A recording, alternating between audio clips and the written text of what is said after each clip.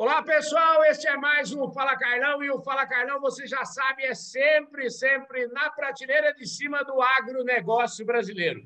A gente tem falado aqui no nosso programa de um tema muito relevante para o agronegócio, que é o tema da logística. E hoje eu tenho a honra de receber aqui o Oswaldo Castro Júnior, que é o presidente do conselho da Golden Cargo. Você já deve ter ouvido falar da Golden Cargo, que é uma das grandes aí da logística do agronegócio. Oswaldo, obrigado pela sua presença aqui no nosso Fala Carlão, viu? Eu quem agradeço, Carlão. Estou à disposição para contar um pouquinho da nossa experiência aí para você.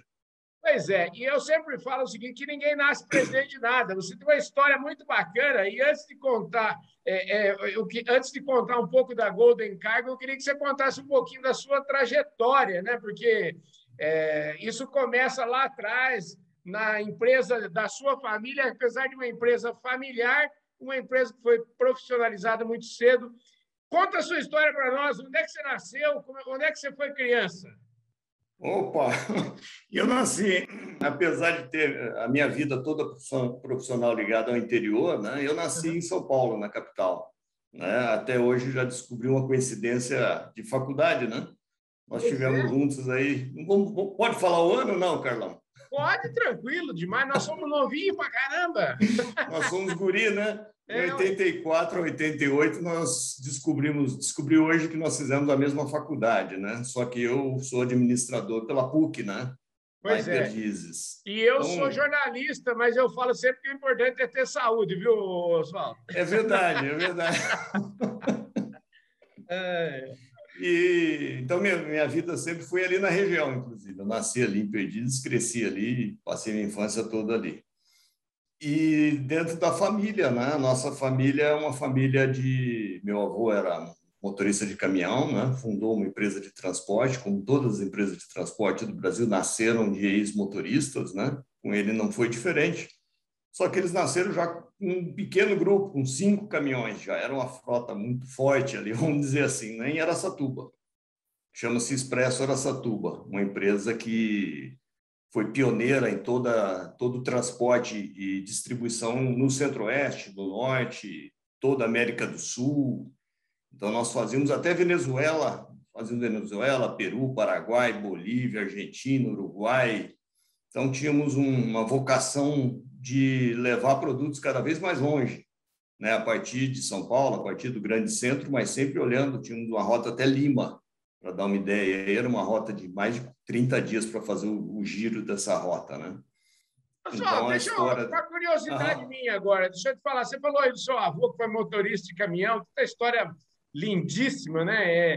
A gente sempre, quando fala aqui com os presidentes, a gente acha que o cara sempre foi presidente, nasceu daquele Aham. jeito, né? E tem uma história super interessante aí, essa história do seu avô. Você, por acaso, alguma vez já entrou dentro de um caminhão desse aí e fez uma rota dessa longa, não? Olha, eu vou contar um negócio aí interessante, tá? Eu Uhum, participei há um tempo atrás, tive a oportunidade de um programa de rádio, uhum, semelhante ao vosso programa, só que um programa de rádio, e de 2 horas ao vivo, com uhum. caminhoneiros. E eu não encontrei nenhum caminhoneiro que tenha rodado mais do que eu na Não América do diga. Sul. É mesmo? De caminhão, de motocicleta, de caminhonete.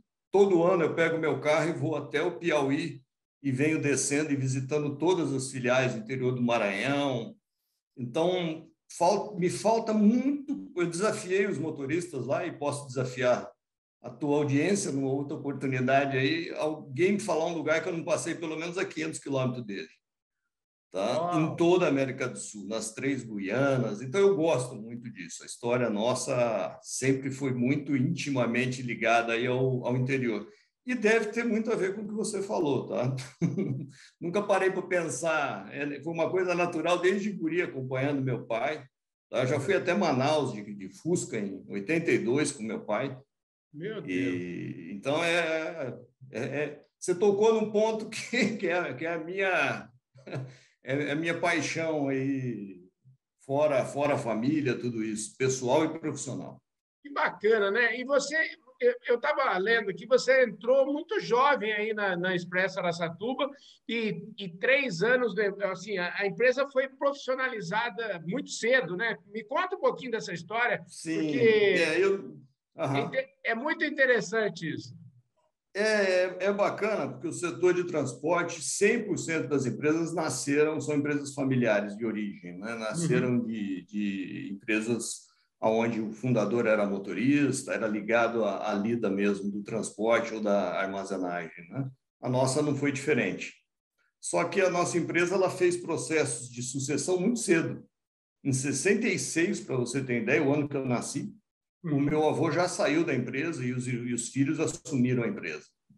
E em 94, os filhos saíram da empresa e já foram contratados diretores executivos e a empresa se profissionalizou. Foram esses 2, 3 anos que eu trabalhei com meu pai e meus tios. Daí para frente, eu sempre trabalhei com executivos, né? Nunca fui sócio, inclusive, do Expresso Araçatuba. Sempre fui um funcionário da empresa, com Entendi. todas as condições normais de um executivo, né? E isso, nesse segmento, foi muito pioneiro. É uma empresa pioneira na geografia, né? De ir para regiões realmente locais que nem estrada existia. A gente parte de gestão, né? Com essa profissionalização há mais de 20 anos, né? Então foi uma coisa muito bacana e eu vivi isso desde o primeiro dia, né? Começou com um programa de qualidade na empresa, aquelas discussões de inversão de pirâmide, uma Uhum. coisa muito bacana. Então, a gente sempre soube associar tradição, força de família, mas entendendo que a grande potência, às vezes, está em trazer para dentro dessa organização talentos, trazer gente que compra o projeto nosso, independente de não ser da mesma família, né? Isso acho que é uma das razões de sucesso nossa. Você trabalhou mais de 15 anos aí na Expresso Araçatuba até ela ser Sim. vendida. E eu imagino que você foi parte integrante aí dessa venda aí. Como é que foi essa trajetória dentro da companhia e como é que foi é, esse estalo, se é que a gente pode falar de estalo numa venda desse tipo, né? Como é que foi Aham. a tomar a decisão de vender um negócio fundado pelo seu avô lá atrás? Como é que foi isso? Eu aprendi desde cedo que a gente tem que ter amor, tem que ter apego, mas não pode ficar preso a nada, né? Uhum. Na área profissional. Você tem que estar sempre aberto a uma parceria, a buscar uma oportunidade. E foi assim que eu vi o meu avô trabalhando com os filhos e depois, com o meu pai e com meus tios, também foi a mesma tônica, né?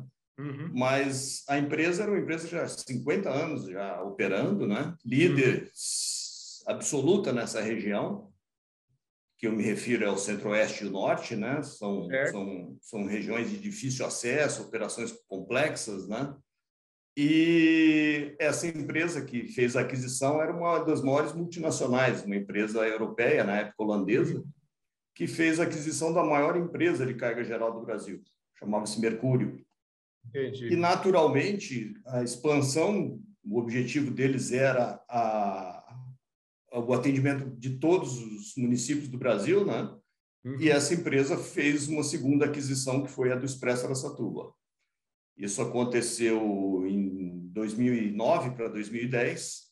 Eu fiquei na empresa nova, fiquei como Uhum. vice-presidente da empresa consolidada, fiquei um ano, e depois acabei saindo para um projeto profissional num laboratório. Uhum. Fiquei trabalhando um ano e surgiu a oportunidade de vir para a Golden, que era uma empresa do mesmo grupo, tinha nascido, né, de dentro do Araçatuba. Então eu conhecia, participei da criação da Golden, da aquisição, na realidade a empresa já existia, né? Porque a Uhum. gente acreditava muito naquela época já, né, no mercado agro. A empresa foi adquirida por nós em 2000. Eu entrei em 2012, né? Nós fizemos a aquisição da Golden dos outros sócios. Não sei Ah, se ficou claro aí. Não, claríssimo. E acho que o mais interessante dessa conversa contigo, né, que eu ando muito pelo Brasil também, desde 1988, quando eu saí da faculdade, a gente já tinha essa empresa que foi fundada no último ano, quando eu estava Eu tinha 23 anos, estava no último ano lá da PUC, e a gente fundou essa empresa aqui. E por uma felicidade muito grande, enfim, comecei a trabalhar no agronegócio, eu diria uma sorte muito grande. Eu até costumo dizer aqui, se eu tivesse feito uma reunião com Deus lá atrás, eu não teria coragem. Se ele tivesse lá, pede aí os nomes que você quer que eu ponha no seu caminho, eu falo sempre que eu não teria coragem de pedir tanto, viu? A ousadia de pedir nem 1% do que ele me deu. Então, assim, eu fico muito feliz com isso, estou feliz aqui de estar falando com você.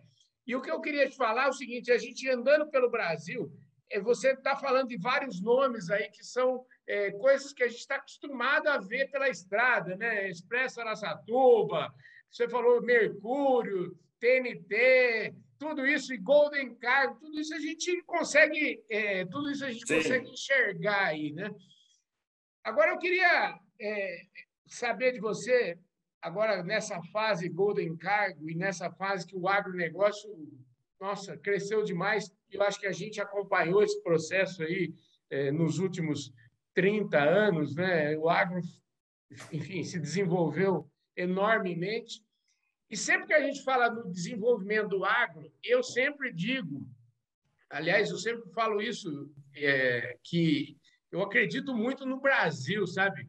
Porque eu falo sempre o seguinte, que os problemas do Brasil são, na verdade, a solução do Brasil, né? E eu queria saber de você, na questão logística, e eu tenho uma visão um pouquinho estreita demais de logística, e você deve ter uma visão muito maior do que eu. Assim, quando eu falo em logística, eu logo penso em estrada, em escoamento de produção. Então, eu queria, andando pelo Brasil, a gente vê os problemas, né? Como o Brasil ainda tem problema de logística, e eu tenho sempre a sensação que o Brasil vai ficar muito rico, porque tem tudo por fazer. Temos que construir o país. E na área de estradas, portos, aeroportos, eu acho que isso é bem verdade. Eu queria que você trouxesse um pouquinho da sua reflexão sobre isso. Sim, você tocou num ponto, né? A gente pensa em estrada, né? Mas eu, até contando um pouquinho da minha trajetória institucional, né? Uhum. Eu fui fundador da Associação Brasileira dos Operadores Logísticos, há 9 anos atrás, quando fui para a Golden, no mesmo ano. Inclusive, ela foi fundada no dia do aniversário da Golden. Que legal. E essa associação, ela congrega grandes empresas logísticas, você citou aí a TNT, que hoje é FedEx, né? Que é uma das maiores empresas logísticas do planeta, né? A FedEx. E nessa associação, né, nós conceituamos o que é a operação logística, né? Então, também transportar, é distribuir, é armazenar e é gerenciar de forma integrada essa cadeia toda. Então, você tem transportadoras, você tem empresas de armazenagem, você tem empresas que desenvolvem processos de gestão, mas quem faz isso tudo integrado é um operador logístico. Tá? Inclusive utilizando vários modais, né? A gente pensa sempre no caminhão, né? Eu tenho até uns caminhõezinhos aqui, eu estou vendo aqui na imagem, né, atrás de mim, né? Mas a gente tem que olhar para a cabotagem, tem que olhar para trem, tem que olhar. Eu trabalhei muito tempo em transporte aéreo também para fazer percursos aí de longa distância, de difícil acesso. Então a logística ela tem essa combinação de todos esses elementos, né? E você desenvolve ali, isso nasceu no conceito de guerra, né? De suprimento de forças de combate ali na linha de fronte mesmo, né? Fazer chegar munição, fazer chegar equipamento para a tropa e tudo mais. Né? E hoje é o que a gente vive disso, né? De fazer chegar o insumo na mão do produtor, né? Fazer com que o produtor consiga ter de forma otimizada, vamos dizer, o que eu chamo de otimizada, na hora certa, na quantidade certa, com a segurança toda, porque a gente trabalha com produtos que têm alto risco, tanto em aspecto de roubo como em aspectos ambientais, né? Então, o papel do operador logístico é ser um supridor, né, dessa solução para o mercado como um todo, né? Mas no nosso caso da Golden, a gente está muito na ponta, né? Oswaldo, é isso que eu queria que você falasse, porque essa cadeia, eu imagino que ela é imensa, desde trazer muitas vezes matéria-prima que vem lá de fora para ser produzido aqui, depois na indústria e tal, até chegar. Vocês estão vamos dizer assim, da sua janela você consegue ver as fazendas do Brasil, né? Sim, nas nossas filiais, em especial Luiz Eduardo, Rio Verde, em Goiás, no sudoeste goiano, Dourados, Balsas, no Maranhão, todas as filiais elas estão sempre fora do meio urbano, né? Elas estão já e nessas cidades você sai 3, 4 quilômetros, você já tá no meio de uma plantação, né? E as nossas bases elas têm essa característica mesmo, de tal sorte que a gente possa suprir em 24 horas ou até no mesmo dia, né? Um entorno ali de 200 quilômetros de cada uma dessas bases, né? Até, Carlão, voltando na tua observação anterior de oportunidades, né? Uhum. Eu, naturalmente, por ter nascido e vivido nesse setor, né? Eu sempre quis entender muito, né? Falei aí das estradas, né? O Brasil tem uma malha, até uma informação curiosa, do tamanho da malha japonesa, a malha rodoviária brasileira. E o Japão do tamanho do estado de São Paulo, né? Isso nos coloca em relação ao tamanho do país, que é de mais de 8 milhões de quilômetros quadrados, e todo não é um país com deserto, com região de montanha, ele é todo habitável, vamos dizer assim, é muito pouco. É uma malha muito pequena. Tá? Nós estamos aí em 90º, alguma coisa, lugar na relação área, né, extensão territorial e malha rodoviária. Né? Então, é um país que tem muito ainda para crescer. Tá? Eu estou falando de 200 mil quilômetros de asfalto, mas tem 2 milhões de quilômetros de terra de chão, tá? De estrada de chão. Tá? Então, você imagina aí, principalmente na região do agro, né? Uhum. Onde você tem ali muita pista simples. É um absurdo você, agora, faz menos de 2 anos que está asfaltado de Rondonópolis a Cuiabá. A gente vê coisas desse tipo, aquela fila de caminhões, aquilo parece um trem, né? Muito maior que um trem, né? Porque um trem tem 80, 100 vagões, né? Aquelas filas têm mais de 1.000 caminhões ali na região e na época de escoamento de safra, né? Então tem muito ainda para crescer, né? Isso não é só a estrada, né? A estrada é a armazenagem, são os silos, os portos, a navegação de cabotagem, a navegação fluvial, tudo isso ainda vai se desenvolver muito nesse país, né? Maravilha. Oswaldo, deixa eu te falar, a gente está caminhando aqui para encerrar aqui nossa prosa, que infelizmente Sim. o tempo aqui é exíguo, mas eu queria que você falasse um pouquinho da Golden Cargo, quantos empregados vocês têm, aonde vocês atuam, fala um pouquinho aí dos números hoje da Golden Cargo para nós. Tá. A Golden Cargo ela tem dois momentos, tá? Há 2 anos atrás, ela tinha uma frota de mais de 200 caminhões, Uhum, tínhamos um faturamento em torno de 150 milhões e uhum, operávamos, como eu comentei, né, fazendo embarques na indústria e fazendo transporte até as pontas. uhum, E depois armazenando e distribuindo nas pontas. Então, a gente estava realmente olhando a cadeia logística desde do embarque do produto na linha de produção da indústria até a colocação dele numa fazenda. A gente entendeu que deveríamos reposicionar a empresa, nós uhum. fechamos todas as filiais de embarque, então hoje nós não temos mais operação de embarque na indústria e fazemos o trabalho sempre na ponta, né? Isso fez com que a empresa tivesse um enxugamento de mais de 50%. Então, Uhum, hoje temos uma frota bem menor, temos uma rede de filiais hoje de 8 unidades, eu já uhum. nominei algumas, né? A única filial nossa que não é em região agrícola é a de Barueri, que abriga a nossa matriz. E Entendi, ali nós temos clientes com uma outra característica, que são produtos químicos, mas não só do agronegócio. Então, é entendi. uma filial diferente. Mas as outras 7 filiais são 100% agro, né? Somos em 300 funcionários nessa estrutura nova, né? E o nosso projeto sempre de crescimento é abrir novas unidades nos polos de consumo mesmo, né? Então, a gente está sempre prospectando ali o melhor ponto logístico. Foi assim que a gente foi pioneiro há mais de 15 anos, abrindo filial no Mato Grosso do Sul. Agora que está chegando o segundo operador. Mesma coisa em Rio Verde, estamos sozinhos lá agora, está chegando o segundo operador.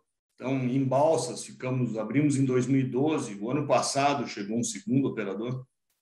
Então, é a cara da Golden, é essa cara de estar à frente mesmo, né? Então, a gente já está de olho no sul do Pará, está de olho em outras regiões dentro do Mato Grosso, buscando sempre essa característica pioneira da empresa, de E estar hoje, próxima do consumidor final, né? para a gente entender hoje quais são vamos dizer assim, quem são os clientes de vocês, como é que chega o produto lá e de lá para... Então, nós trabalhamos, o produto chega através de empresas contratadas aqui no Sul e Sudeste para levarem o produto até lá, contratadas diretamente pela indústria. Perfeito. A indústria, por sua vez, nos contrata nos polos avançados também.